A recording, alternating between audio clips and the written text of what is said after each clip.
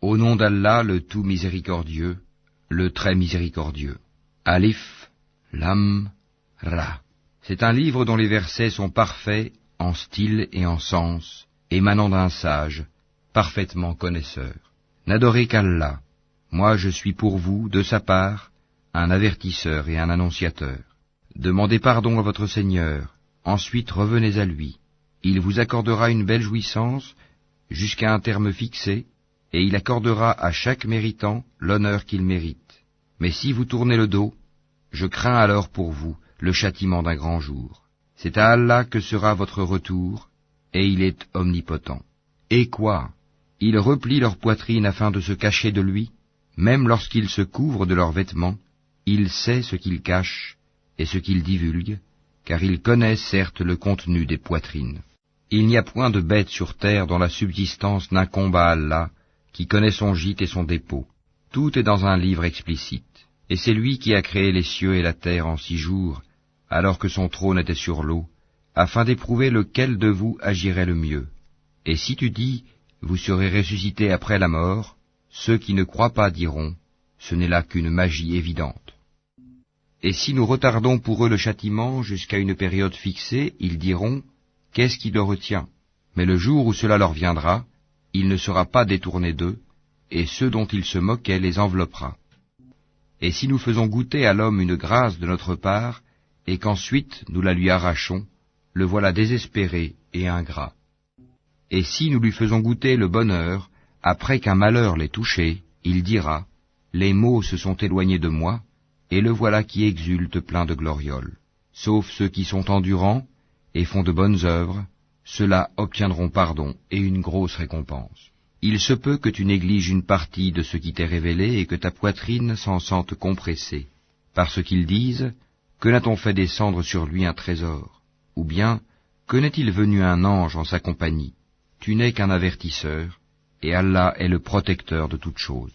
Ou bien ils disent, il a forgé le Coran.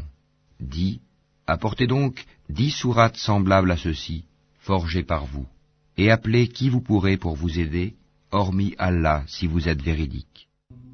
S'ils ne vous répondent pas, sachez alors que c'est par la science d'Allah qu'il est descendu, et qu'il n'y a de divinité que lui, êtes-vous soumis à lui. Ceux qui veulent la vie présente avec sa parure, nous les rétribuerons exactement selon leur action sur terre, sans que rien leur en soit diminué. Ceux-là qui n'ont rien, dans l'au-delà, que le feu, ce qu'ils auront fait ici-bas sera un échec, et sera vain ce qu'ils auront œuvré. Est-ce que celui qui se fonde sur une preuve évidente, le Coran, venant de son Seigneur, et récité par un témoin, l'archange Gabriel, de sa part, cependant qu'avant lui, Mohammed, il y a le livre de Moïse, tenant lieu de guide et de miséricorde, est meilleur, ou bien celui qui ne se fonde sur aucune preuve valable? Cela y croit, mais quiconque entre les factions n'y croit pas, aura le feu comme rendez-vous. Ne sois donc pas en doute au sujet de ceci, le Coran. Oui, c'est la vérité venant de ton Seigneur, mais la plupart des gens n'y croient pas. Et quel pire injuste que celui qui forge un mensonge contre Allah.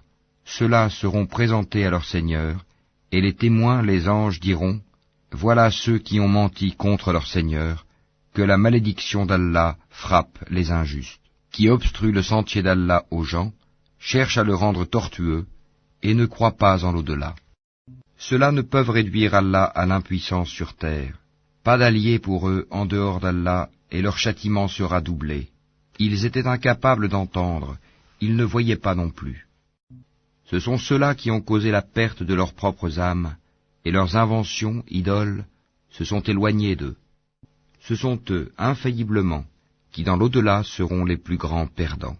Certes, ceux qui croient font de bonnes œuvres et s'humilient devant leur Seigneur, voilà les gens du paradis où ils demeureront éternellement. Les 2 groupes ressemblent l'un à l'aveugle et au sourd, l'autre à celui qui voit et qui entend. Les 2 sont-ils comparativement égaux? Ne vous souvenez-vous pas? Nous avons déjà envoyé Noé à son peuple. Je suis pour vous un avertisseur explicite. Afin que vous n'adoriez qu'Allah, je crains pour vous le châtiment d'un jour douloureux. Les notables de son peuple qui avaient mécru dirent alors, nous ne voyons en toi qu'un homme comme nous, et nous voyons que ce sont seulement les vils parmi nous qui te suivent sans réfléchir. et nous ne voyons en vous aucune supériorité sur nous. Plutôt nous pensons que vous êtes des menteurs. Il dit, Ô mon peuple, que vous ensemble, si je me conforme à une preuve de mon Seigneur, si une miséricorde, prophétie, échappant à vos yeux, est venue à moi de sa part, devrons-nous vous l'imposer alors que vous la répugnez? Ô mon peuple, je ne vous demande pas de richesse en retour.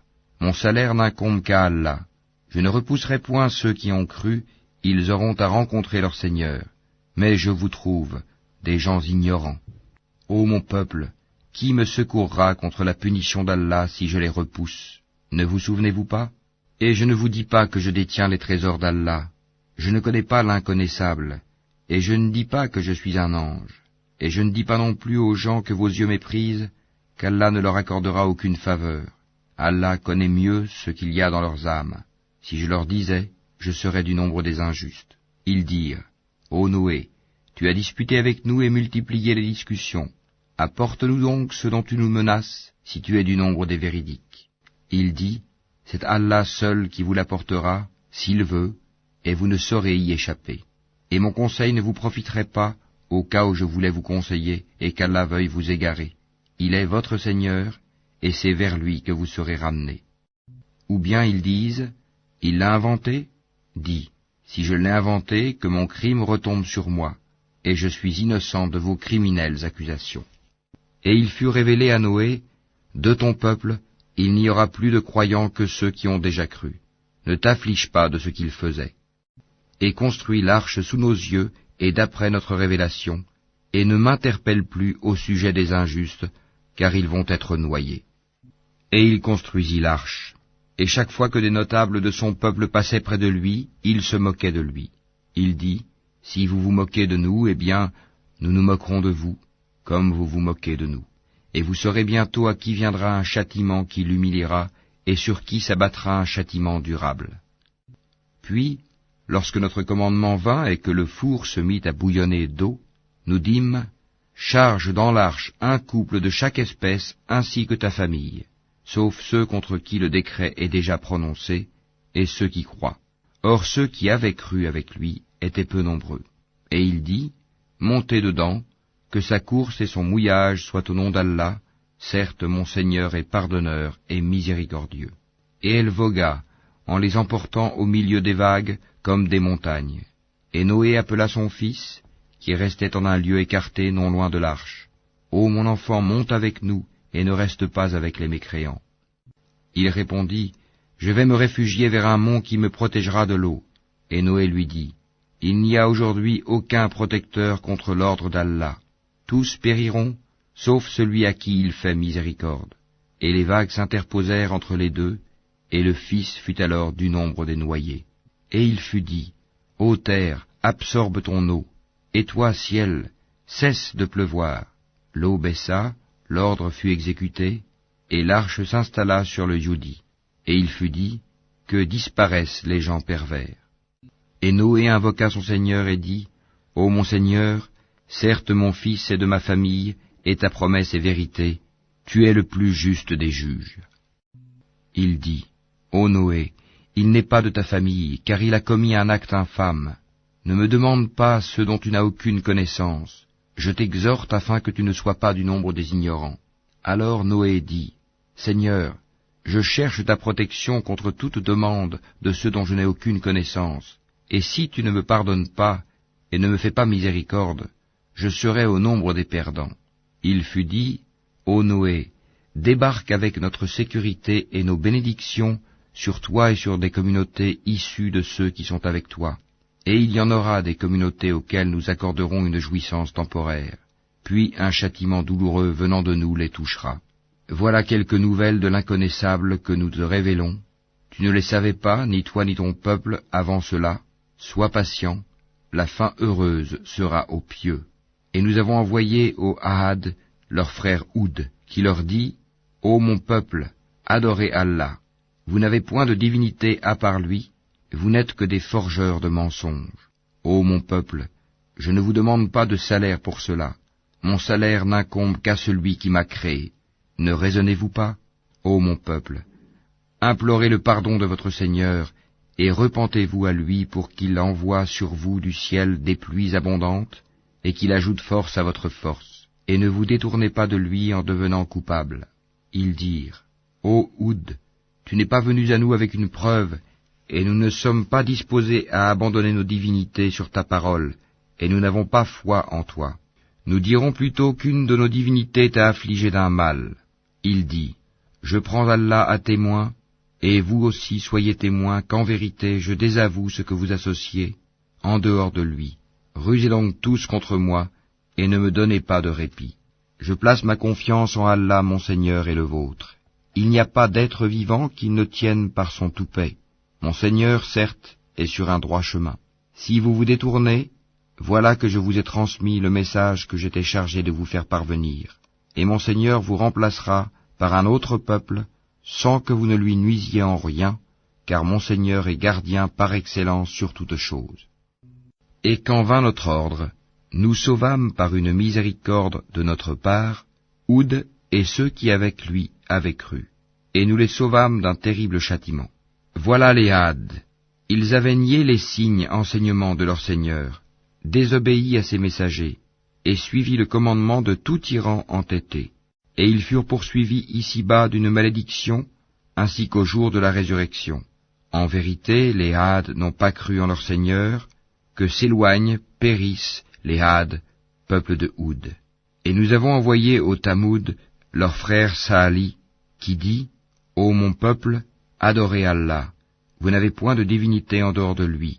De la terre, il vous a créé, et il vous l'a fait peupler et exploiter. Implorez donc son pardon, puis repentez-vous à lui. Mon Seigneur est bien proche, et il répond toujours aux appels. Ils dirent, Ô Sali, tu étais auparavant un espoir pour nous. Nous interdirais-tu d'adorer ce qu'adoraient nos ancêtres? Cependant, nous voilà bien dans un doute troublant au sujet de ce vers quoi tu nous invites. Il dit, Ô mon peuple, que vous en semble si je m'appuie sur une preuve évidente émanant de mon Seigneur, et s'il m'a accordé de sa part une miséricorde, qui donc me protégera contre Allah si je lui désobéis? Vous ne ferez qu'accroître ma perte. Ô mon peuple, voici la chamelle d'Allah qu'il vous a envoyée comme signe. Laissez-la donc paître sur la terre d'Allah, et ne lui faites aucun mal, sinon un châtiment proche vous saisira. Ils la tuèrent. Alors il leur dit, Jouissez de vos biens dans vos demeures pendant 3 jours encore. Voilà une promesse qui ne sera pas démentie. Puis, lorsque notre ordre vint, nous sauvâmes Sali et ceux qui avaient cru avec lui, par une miséricorde venant de nous, de l'ignominie de ce jour-là. En vérité, c'est ton Seigneur qui est le fort, le puissant. Et le cri saisit les injustes, et les voilà foudroyés dans leur demeure, comme s'ils n'y avaient jamais prospéré. En vérité, les Tamouds n'ont pas cru en leur Seigneur. Que périssent les Tamouds. Et nos émissaires sont certes venus à Abraham avec la bonne nouvelle, en disant « Salam ». Il dit « Salam », et il ne tarda pas à apporter un veau rôti. Puis, lorsqu'il vit que leurs mains ne l'approchaient pas, il fut pris de suspicion à leur égard et ressentit de la peur vis-à-vis d'eux. Ils dirent « N'aie pas peur, nous sommes envoyés au peuple de Lot. » Sa femme était debout, et elle rit alors. Nous lui annonçâmes donc la naissance d'Isaac, et après Isaac, Jacob. Elle dit, « Malheur à moi, vais-je enfanter alors que je suis vieille, et que mon mari que voici est un vieillard? C'est là vraiment une chose étrange. » Ils dirent, « T'étonnes-tu de l'ordre d'Allah? Que la miséricorde d'Allah et ses bénédictions soient sur vous, gens de cette maison. Il est vraiment digne de louange et de glorification. » Lorsque l'effroi eut quitté Abraham et que la bonne nouvelle l'eut atteint, voilà qu'il discuta avec nous en faveur du peuple de Lot. Abraham était certes longanime, très implorant et repentant. « Ô Abraham, renonce à cela, car l'ordre de ton Seigneur est déjà venu, et un châtiment irrévocable va leur arriver. » Et quand nos émissaires, anges, vinrent à Lot, il fut chagriné pour eux, et en éprouva une grande gêne. Et il dit, « Voici un jour terrible. » Quant à son peuple, ils vinrent à lui accourant. Auparavant, il commettait de mauvaises actions. Il dit, « Ô mon peuple, voici mes filles, elles sont plus pures pour vous. Craignez Allah donc, et ne me déshonorez pas dans mes hôtes. N'y a-t-il pas parmi vous un homme raisonnable ?»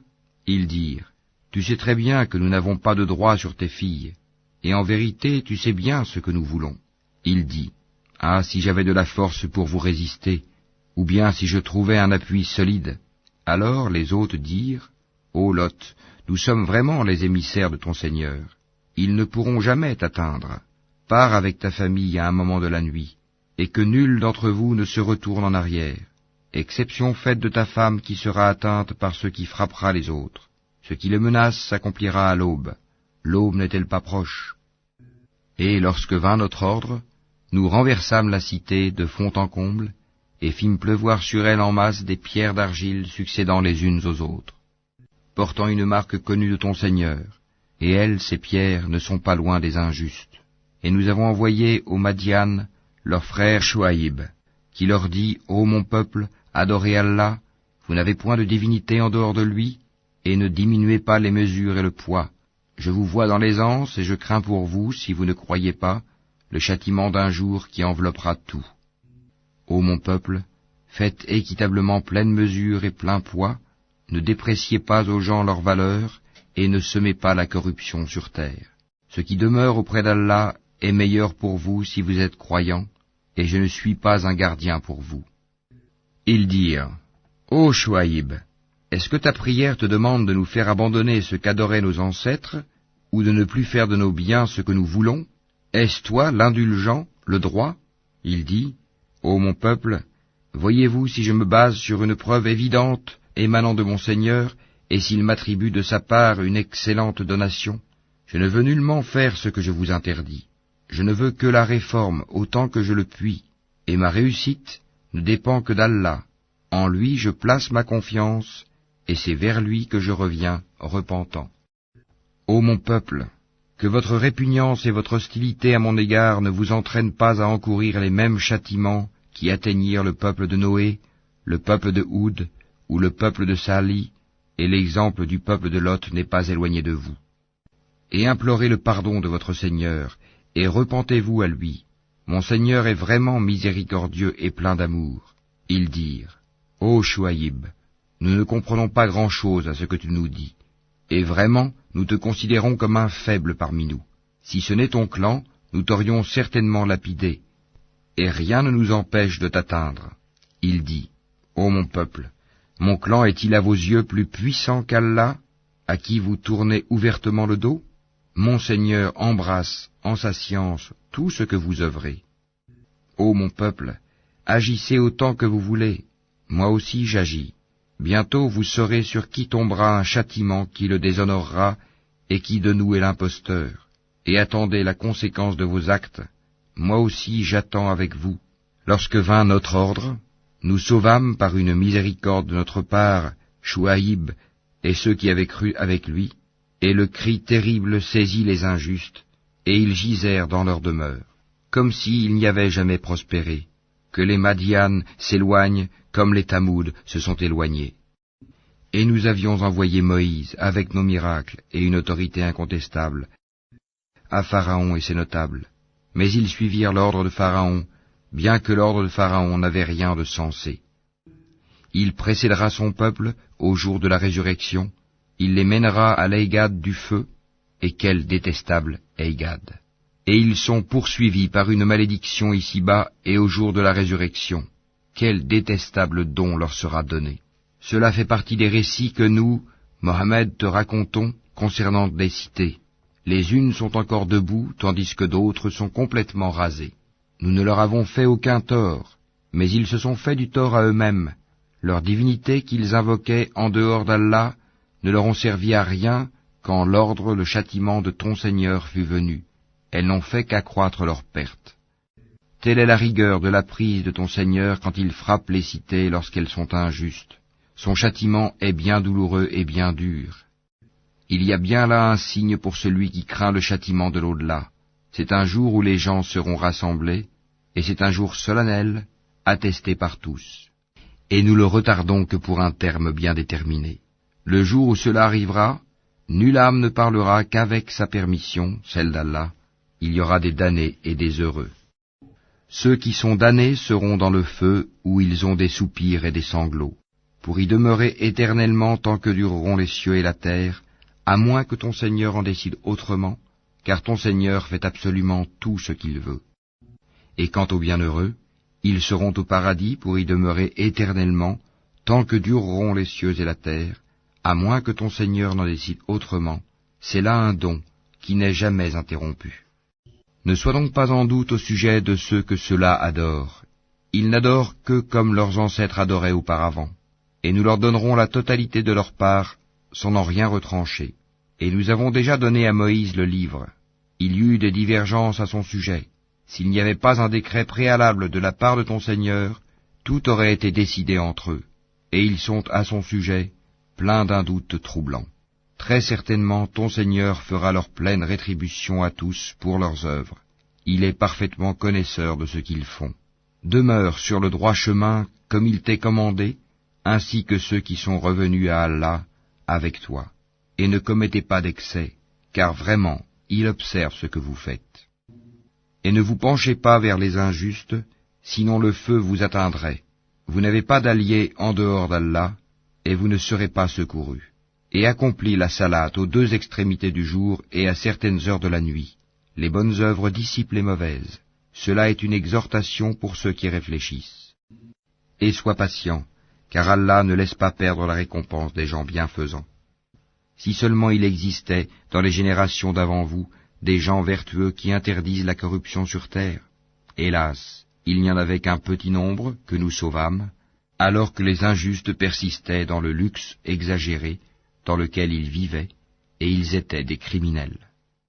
Et ton Seigneur n'est point tel à détruire injustement des cités dont les habitants sont des réformateurs. Et si ton Seigneur avait voulu, il aurait fait des gens une seule communauté. Or ils ne cessent d'être en désaccord entre eux. Sauf ceux à qui ton Seigneur a accordé miséricorde. C'est pour cela qu'il les a créés. Et la parole de ton Seigneur s'accomplit. Très certainement, je remplirai l'enfer de djinns et d'hommes, tous ensemble. Et tout ce que nous te racontons des récits des messagers, c'est pour en raffermir ton cœur. Et de ceci t'est venue la vérité, ainsi qu'une exhortation et un rappel aux croyants. Et dis à ceux qui ne croient pas, œuvrez autant que vous pouvez, nous aussi nous œuvrons. Et attendez, nous aussi nous attendons. À Allah appartient l'inconnaissable des cieux et de la terre, et c'est à lui que revient l'ordre tout entier. Adore-le donc, et place ta confiance en lui, ton Seigneur n'est pas inattentif à ce que vous faites.